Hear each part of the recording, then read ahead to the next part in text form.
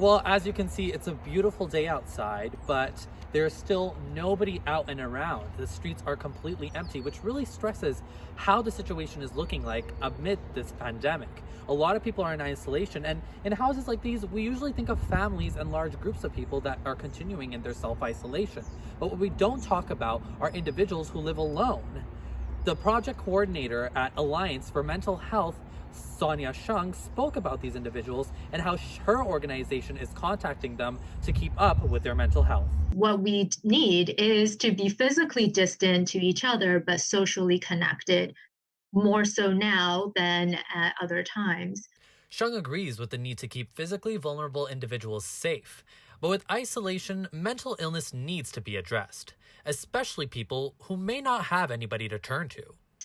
All of our members and are calling out to their vulnerable clients, and we would encourage all organizations to do the same thing. Amid the COVID-19 outbreak, Shung says now is the time organizations need to reach out to isolated individuals with mental health concerns, and her organization is doing just that. So that could include delivering programming in alternative ways and checking in with people via social calls. These actions, Shung explains, help vulnerable people get the support they need, especially now when resources seem to be scarce.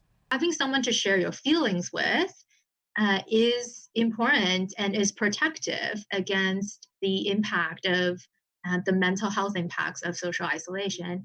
Shung also says the best way to get some mental help at this time is to contact your local 211. Contacting 211 will give you access to a bunch of resources that you can use to get some help during these times of quarantine and self-isolation. I'm Shahroze Rauf, back to the newsroom.